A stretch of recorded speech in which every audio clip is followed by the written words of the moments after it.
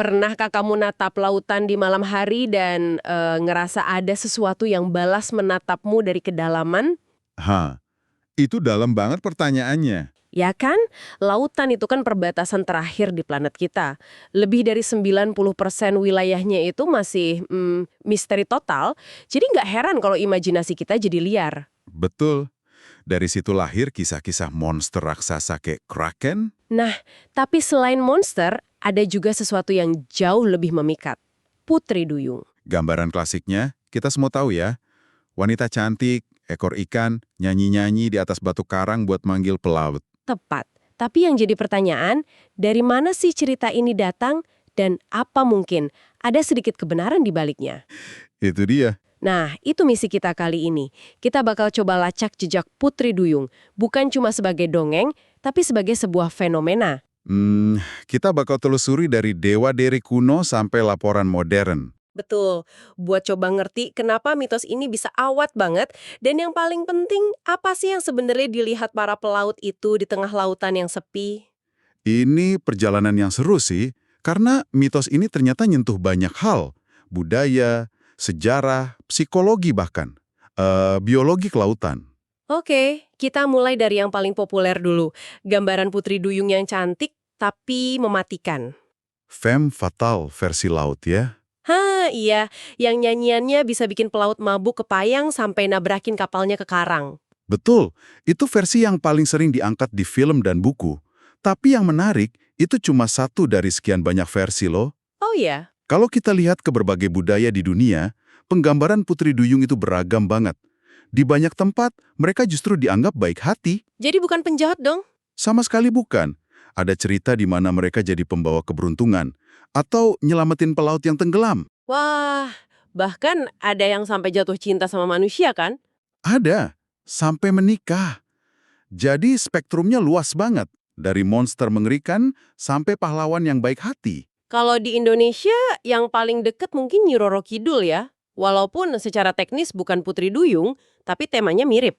Tepat, sosok penjaga lautan, kerajaan bawah air, dan konon mengambil pria-pria tertentu. Ada tema tarikan antara dunia darat dan laut di sana. Tapi kalau kita geser sedikit ke Jepang, ceritanya beda total. Beda banget. Di sana ada mitos tentang Ningyu. Ningnya? Gimana tuh wujudnya? Jauh dari cantik, malah digambarkan mengerikan. Kayak ikan, tapi dengan wajah manusia yang aneh. Wow. Dan melihat Ningyu, itu dianggap pertanda buruk. Bakal ada badai besar atau bencana. Beda banget sama citra Disney ya. Jadi di satu sisi ada yang cantik mematikan, di sisi lain ada yang jelek bawa sial. Terus gimana sama yang paling klasik dari Yunani? Siren. Nah, siren ini kasus yang menarik. Awalnya, dalam mitologi Yunani kuno, mereka itu digambarkan sebagai makhluk setengah wanita, setengah burung. Bukan ikan ya awalnya? Tepat, setengah burung. Tugas mereka memang sama, memikat pelaut dengan nyanyian. Tapi seiring berjalannya waktu, mungkin karena sama-sama hidup di dekat laut dan sama-sama bahaya, Citranya jadi nyampur gitu ya? iya, citra siren yang bersayap ini perlahan-lahan menyatu dengan citra Putri Duyung yang berekor ikan. Dan jangan lupa, para prianya, mermen, duyung jantan. Kenapa ya? Mereka kayaknya selalu kurang beruntung soal penampilan. Itu observasi yang jitu. Putri Duyung digambarkan cantik, tapi duyung jantan hampir selalu digambarkan sebagai monster laut yang tua dan berjanggut. Kita bercerita, mungkin sosok wanita cantik misterius dari laut itu lebih menarik secara naratif daripada pria tampan. Pria dari laut itu lebih kayak kekuatan alam yang kasar ya, bukan sosok romantis. Betul, kayak Dewa Poseidon atau Triton, kasar dan liar. Keragaman mitosnya luar biasa ya. Tapi ini semua kan cerita rakyat, legenda. Pertanyaannya, ada nggak sih orang-orang di masa lalu, tokoh beneran, yang nulis kalau mereka melihat makhluk ini? Ada. Dan jejaknya itu membawa kita jauh sekali ke belakang. Catatan paling awal itu dari peradaban Babilonia, sekitar 5.000 tahun sebelum Masehi. 5.000 tahun, gila! Mereka menyembah dewa bernama Oannes, dewa kebijaksanaan yang keluar dari laut buat ngajarin manusia. Penggambarannya jelas, tubuh atas manusia, tapi dari pinggang ke bawah, ekor ikan. Tunggu, jadi versi laki-lakinya muncul lebih dulu. Itu menarik karena sekarang kita hampir selalu mikirnya Putri Duyung itu perempuan. Tepat sekali. Dewi Atargatis, dari wilayah yang sama, baru muncul belakangan sebagai versi perempuannya. Ini menunjukkan konsep manusia ikan ini awalnya nggak terikat gender. Lebih ke simbol penyatuan dua dunia ya, darat dan laut. Benar.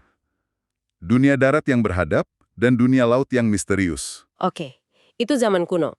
Gimana pas manusia mulai lebih sistematis mencatat alam, katakanlah di zaman Romawi? Mereka percaya banget. Ada penulis Romawi kuno, Pliny the Elder, tahun 77 Masehi. Dia nulis di ensiklopedianya Natural History. Dan dia deskripsiin apa? Pasti cantik kan? Justru sebaliknya, jauh banget dari gambaran kita sekarang. Pliny mendeskripsikan Nereid, sebutan mereka, sebagai makhluk yang kulitnya kasar dan bersisik di sekujur tubuh. Bersisik. Jadi lebih mirip reptil. Betul, lebih mirip reptil daripada model sampo.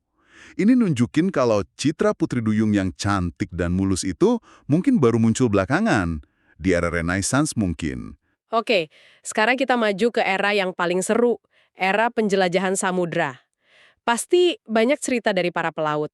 Saya tahu Christopher Columbus punya catatan soal ini. Betul. Dan ini salah satu kesaksian paling penting. Tahun 1493, pas berlayar di dekat Karibia, Columbus nulis di buku hariannya. Dia ngaku lihat apa? Dia ngaku lihat 3 sosok Putri Duyung yang muncul dari air. Apa kesannya? Pasti dia terpesona banget kan setelah lama di laut. Nah, justru disinilah letak petunjuk terbesarnya. Columbus sama sekali nggak terpesona. Dia nulis dengan sangat spesifik, dan ini kutipan yang terkenal banget, bahwa mereka tidak secantik yang dilukiskan. Tunggu, berhenti di situ. Itu bukan sekedar komentar iseng kan?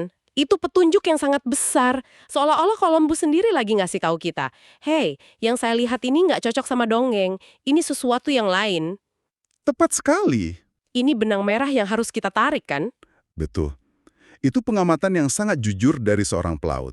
Dia nggak melebih-lebihkan, dia cuma catat apa yang dia lihat, dan itu nggak sesuai ekspektasi fantasinya. Ada lagi yang lain? Ada juga John Smith, penjelajah Inggris yang terkenal sama kisah Pocahontas. Tahun 1614, di dekat Newfoundland, dia juga ngaku lihat satu.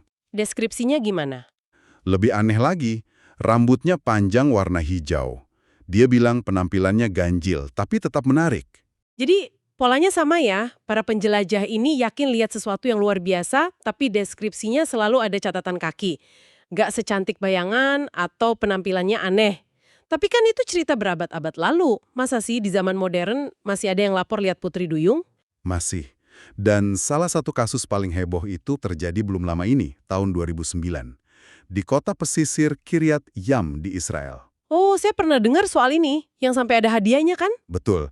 Ceritanya, banyak banget laporan dari turis dan penduduk lokal yang ngaku lihat sesosok makhluk mirip Putri Duyung, lompat-lompat dari air pas matahari terbenam. Laporannya konsisten gitu. Sangat konsisten, sampai pemerintah kota setempat nanggepin dengan serius. Seriusnya sampai seberapa? Mereka nawarin hadiah $1 juta. Wow. Untuk siapapun yang bisa ngasih bukti foto atau video yang jelas dan tak terbantahkan. $1 juta itu bukan main-main. Dan sampai hari ini, hadiah itu nggak pernah ada yang klaim. Itu aja udah jadi jawaban sebenarnya. Bener. Tapi ada nggak yang coba investigasi ini lebih jauh? Mungkin dengan pendekatan yang lebih ilmiah. Ada. Sebuah acara televisi, Destination Truth, pernah melakukan ekspedisi yang menarik ke Papua Nugini.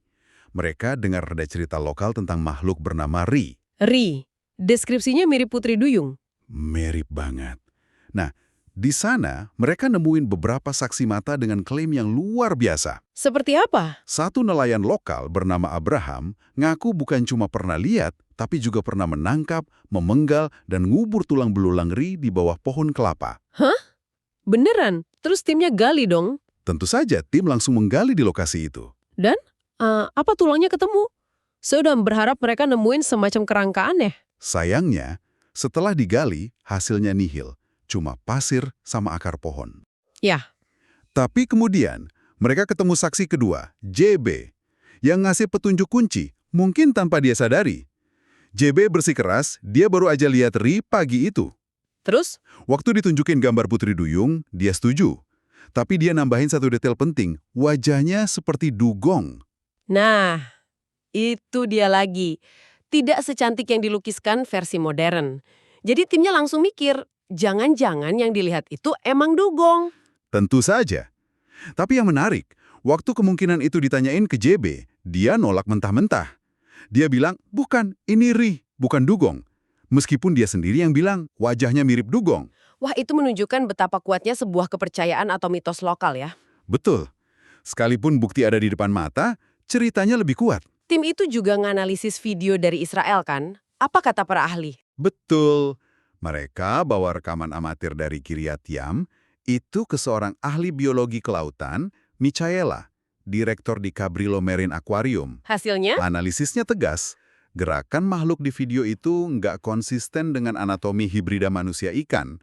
Cara tubuhnya nekuk dan lompat dari air itu jauh lebih cocok dengan mamalia laut yang memang hidup di sana. Jadi kemungkinan besar itu? Lumba-lumba atau anjing laut yang ketangkep kamera dari sudut yang aneh. Oke, jadi bukti fisik nihil, kesaksian mata selalu punya kejanggalan, dan rekaman video bisa dijelaskan secara ilmiah. Kalau gitu apa sebenarnya yang terjadi? Di mana titik temu semua laporan ini? Jawaban paling masuk akal datang dari dunia biologi. Dari kelompok hewan laut yang nama ilmiahnya pas banget. Sirenia, Oh, atau yang biasa kita sebut sapi laut. Sirenia. Seperti siren dalam mitologi Yunani, nama itu pasti bukan kebetulan. Tentu bukan. Para ahli biologi yang namain juga lihat koneksi itu. Kelompok Sirenia ini sekarang tinggal dua jenis, manatee dan dugong. Dulu ada yang ketiga kan, yang lebih besar. Betul, sapi laut Steller. Ukurannya raksasa, tapi sayangnya sudah punah. Diburu manusia di abad ke-18. Tahu nggak, ini benar-benar ngubah cara saya lihat gambar manatee atau dugong. Dulu saya cuma lihat hewan yang lucu, besar, dan lamban. Semacam kentang laut. Kentang laut. Sekarang saya coba bayangin dari sudut pandang pelaut Columbus. Coba kita rangkai deh. Oke, coba. Kamu udah berbulan-bulan di laut. Rindu rumah, lelah, mungkin sedikit dehidrasi, dan kurang gizi. Lalu di kejauhan, Saat kabut mulai turun atau di waktu senja, kamu lihat siluet. Siluet seekor dugong atau manatee. Tubuhnya besar, bentuknya kayak torpedo. Gerakannya lambat dan anggun. terus dia punya dua sirip depan. Nah, itu dia. Dua sirip depan yang dari jauh kalau lagi ngayuh bisa banget kelihatan kayak lengan manusia. Ekornya juga lebar dan horizontal. Tambahkan perilakunya. Mereka sering muncul ke permukaan buat napas dengan gerakan yang tenang. Mereka juga komunikasi dengan suara-suara lirih. Dari kejauhan, di tengah suara ombak, suara itu bisa disalahartikan sebagai, nyanyian samar. Gabungan semua itu, siluet mirip manusia, lengan, ekor ikan, dan nyanyian. Sangat mudah untuk otak kita yang lelah buat isi kekosongan dan nyimpulin. Itu Putri Duyung. Dan ini ngejelasin komentar Columbus dengan sempurna. Tidak secantik yang dilukiskan, ya jelas. Karena yang dia lihat itu wajah Manato yang keriput dan penuh kumis, bukan wajah supermodel. Tepat. Ada juga lapisan psikologisnya. Seorang peneliti Christina Brito, dia mempelajari catatan pelaut Portugis kuno. Dia menemui pola yang jelas. Pola apa? Waktu para pelaut ini ketemu hewan baru yang belum mereka lihat, mereka cenderung deskripsiin dengan ngebandingin sama sesuatu yang udah mereka kenal, seringnya manusia atau makhluk mitos. Lalu ceritanya dilebih-lebihkan pas diulang-ulang ya? Persis, detail anehnya dibesarkan, detail yang membosankan dihilangkan, jadilah mitos. Prosesnya sama kayak gosip yang nyebar, tapi ini terjadi ratusan tahun. Dan kadang alam sendiri seolah ngasih bukti ya. Benar, penemuan bangkai hewan dengan kelainan fisik, misalnya lumba-lumba berkepala dua atau paus kembar siam yang terdampar. Bagi orang zaman dulu, itu bukti nyata kalau makhluk hibrida memang ada. Otak kita secara alami nyari pola dan penjelasan, dan mitos nyediain kerangka yang udah siap pakai. Tepat. Jadi dari Dewa Iten di Babilonia, catatan jujur Columbus, sampai video viral di Israel, kita udah melacak jejak Putri Duyung. Dan sepertinya semua jejak itu nggak mengarah ke makhluk magis, tapi ke sebuah persimpangan. Persimpangan antara hewan laut yang nyata dengan imajinasi manusia yang tanpa batas. Pada akhirnya kesimpulannya cukup jelas. Putri Duyung, sejauh yang bisa kita buktikan, bukanlah makhluk nyata. Mitos ini adalah hasil dari salah identifikasi hewan seperti dugong dan manatee, yang diperkuat oleh kesepian para pelaut, misteri lautan, dan kekuatan sebuah cerita yang bagus untuk diwariskan. Ini penjelasan yang logis dan memuaskan. Tapi entah kenapa ada sedikit rasa sedih ya. Rasanya kayak sedikit keajaiban di dunia ini jadi hilang. Saya ngerti, tapi coba lihat dari sisi lain. Kisah Putri Duyung ini sebenarnya jauh lebih banyak bercerita tentang kita, manusia, daripada tentang lautan.